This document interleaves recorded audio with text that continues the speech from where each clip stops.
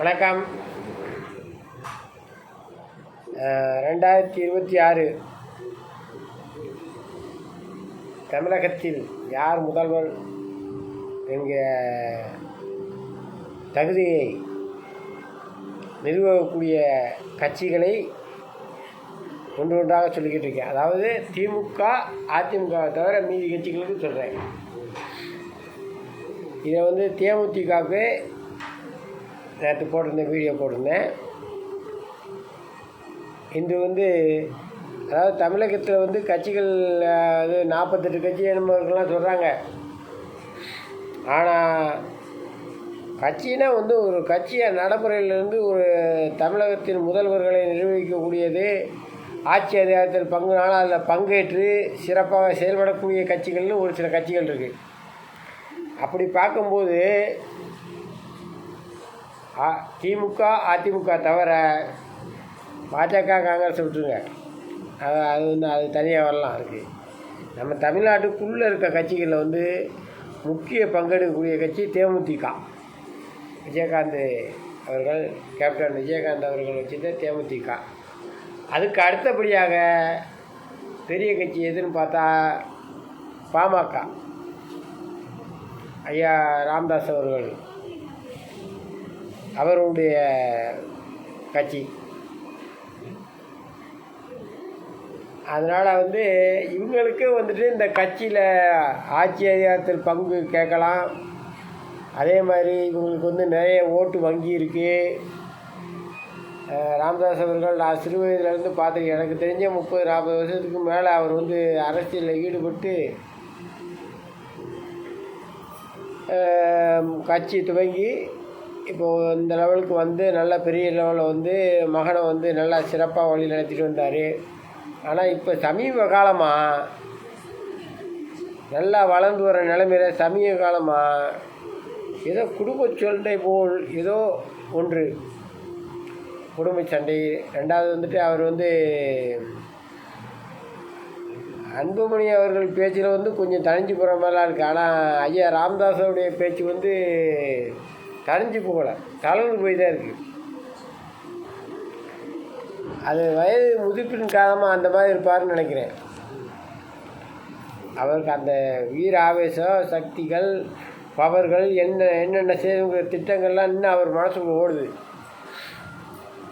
அவருக்கு ஏதோ ஒரு முக்கிய சொந்த பந்தங்கள்லாம் ஏதோ விட்டு போகிற மாதிரி இருக்கிறதுனால அந்த மன விரக்தியில் கொஞ்சம் இருப்பார் போல இருக்குது. ஏன்னா இப்போ ஒரு 4 நாளைக்கு முன்னால் பேட்டி பார்த்தேன். ஒரு நிருபர் கேள்வி கேட்குறாரு, அவங்க பதில் சொல்கிறாரு. அப்போ பதில் சொல்லும்போது பார்த்தா பதிலெலாம் நல்ல பதில், கரெக்டாக தெளிவாக பேசுகிறாரு.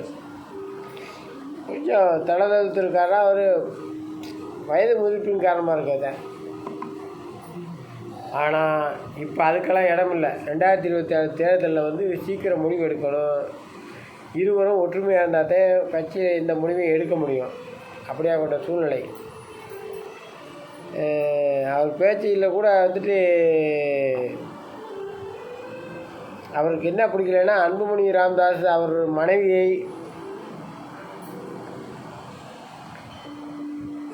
அரசியலில் ஈடுபடுத்தினது அவருக்கு பிடிக்கல.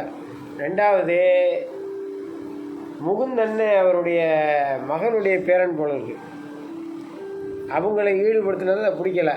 இது மெயின் 2 காரணம். மூணாவது, இந்த சௌமியா அன்புமணி, இன்னும் அவங்க அன்புமணி ராமதாஸ் இருக்கார், அவருடைய பொண்ணு கூட ஏதோ ஒரு ரஜினி நிகழ்ச்சியில் கலந்துட்டாங்க. தலைவர் ரஜினினாவே அவங்களுக்கு பிடிக்காது எப்போவுமே. அது இன்னும் வச்சுருக்காரா என்னன்னு தெரியல. திரைப்படத்துறைக்கு ஏதோ ஒரு சேவை செய்ய போகிற மாதிரியே ஏதோ கட்சியில் ஏதோ மாதிரி ஒரு கூட்டம் நடந்திருக்கு, அதில் பேசியிருக்காங்க. அது அவருக்கு ஒரு டாட் மாதிரி அடிக்கும் போல இருக்குது. மற்றதில் வேறு எதுவும் பிரச்சனை இல்லை. இதெல்லாம் அன்புமணி ராமதாஸ் அவர்கள் டைரெக்டாக எதையும் பேசினார்னா தீர்ந்து போகும் போல தான் தெரியுது. குடும்ப சண்டை போல் இருக்கிறது, அதுக்குள்ளே நம்ம போகக்கூடாது.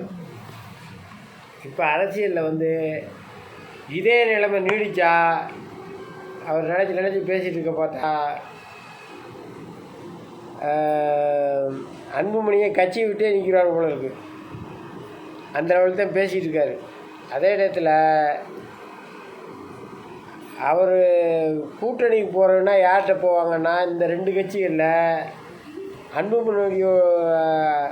அன்புமணி அவர்கள் கூட்டணி சேரணும்னு நினைக்கிறது பாஜக, ராமதாஸ் அவர்கள் கூட்டணி சேரணும்னு நினைக்கிறது திமுக.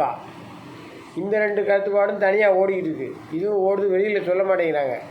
அதனால் இது 2ம் முடிவு பண்ணி, ஒன்று அப்படி அன்புமணியை நீக்கினால் அவர் பாஜகவில் இணைவது உறுதி. பாஜகவில் இணைவது உறுதி. கட்சியை பிரிக்க மாட்டார். அவர் பாஜகவுக்கு போயிடுவார். சூழ்நிலையை பார்த்தா, ஏன்னா அவர் அன்புமணிக்கு விட்டு கொடுக்குற பழக்கம் இருக்குது. நம்மளால் கட்சி வளர்ந்து வந்த கட்சியை எதுவும் பண்ண வேணாம் அப்படிங்கிற சூழ்நிலையை விட்டுட்டு, அதே மாதிரி திமுகவோட கூட்டணியை அவர் விரும்பவில்லை.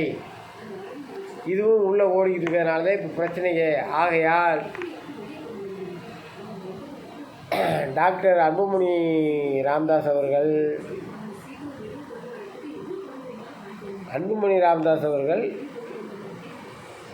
பாஜகவுக்கு ஆதரவாக தான் இருப்பார், அதிமுக கூட இணைவார் என்று எதிர்பார்க்கப்படுகிறது. அப்படி போராக இருந்தாலும் பாஜக கூட தனியாக கூட கட்சியில் சேர வாய்ப்பு இருக்குது. சூழ்நிலை இதே மாதிரி போனால் கட்சியிலேருந்து நான் கொஞ்சம் நாளைக்கு வெளியே இருக்கேன்னு இவர் வேறு கட்சிக்கு தான் வந்தாகணும். அப்படி போகிறதா இருந்தால் எந்த கட்சிக்கு போவார்னா பாஜகவோட இணைய வாய்ப்பு இருக்குது. இல்லைன்னா பாஜக கூட்டணிக்கு ஆதரவுன்னு சொன்னால் இருப்பார். இல்லைன்னா இவர் கட்சியிலேருந்து விலகிடுவார் அப்படிங்கிற மாதிரி தான் தோணுது எனக்கு. இது என்னுடைய முற்றிலும் யோகம், அதாவது என்னுடைய யூகம். இது ஏன் அப்படி சொல்கிறேன்னா, 2 பேர் பேச்சிலையும் பார்க்கும்போதே தெரியுது. அன்புமணி ராமதாஸ் அவர்கள் திமுகவுக்கு ஒரு காலம் ஆதரவு தரமாட்டார். ராமதாஸ் ஐயா அவர்கள் பேசுகிறத பார்த்தா திமுகவுக்கு தான் ஆதரவு தருவங்கிற மாதிரி பேசிகிட்டு இருக்கார். ஆகையால் இதற்கு முடிவு இதுதான். 40 சீட்டு 50 சீட்டு கேட்குறதெல்லாம் போய் இப்போ இந்த மாதிரி நிலைமையில் இருக்குது. இதற்கு கூட தாவேகா கட்சி, தமிழக வெற்றி கழகம், அதில் இணைவார்களெல்லாம் யூடியூப்லலாம் போட்டுக்கிட்டு இருக்காங்க. அதுக்கு போகிறதுக்கு வாய்ப்பு இல்லை. காரணம் என்னென்னா, ஆட்சி அதிகாரத்தில் பங்கு. விஜய் கூட்டணி பேசும்போது எங்களோடு கூட்டணியில் சேர நினைத்தால் வந்தால் சேர்த்துக்கிறோம் தான் சொல்லியிருக்காரு. யாரையும் போய் அவர் கூப்பிட்ற மாதிரி இல்லை. அவர் இப்போ அன்புமணி ராமதாஸை போய் விஜய் பேசி நாங்கள் உங்களோட கூட்டணி சேர்ந்துக்கிறோன்னா அவர் ஒத்துக்குருவார். ஆனால் சூழ்நிலை அப்படி இல்லை. விஜய் சொன்ன பாயிண்ட்டே எங்களை நம்பி கூட்டணிக்கு நீங்கள் வந்தீங்கன்னா சேர்த்துக்கிறோம் தான் சொல்லியிருக்காரு. அந்த பாயிண்ட் ஒன்று தான் இப்போ எல்லா கட்சிகளுக்கும் முட்டுக்கட்ட மாதிரி நிற்கிறது. ஆகையால் அன்புமணி ராமதாஸ் அவர்கள் நல்ல முடிவாக எடுத்து, ஏன்னா இந்த முறை தேர்தலில் கூட்டணி ஆட்சியில் பங்கு வரணும்னாலும் அது அதிமுக சாத்தியமாகும் ஓரளவு. ஆனால் திமுகவில் கண்டிப்பாக சாத்தியம் ஆகாது. ஆகையால் நல்ல முடிவாக எடுக்க வேண்டும். இவர்களுக்கு வாக்கு சதவீதம் எவ்வளவு வாக்கு சதவீதம் இருக்கிறது, அது இவர்கள் இப்படி சண்டை போட்டுக்கிட்டு இன்னும் 6 மாதம் போனான்னா கட்சி தான் ஓட்டுகள் தான் பிரிஞ்சு போயிடும். ஓட்டு பிரிஞ்சால் அப்படி இதில் உள்ள ஓட்டுகள் பிரிஞ்சால் அது தாவேகாவுக்கு தான் போகும்.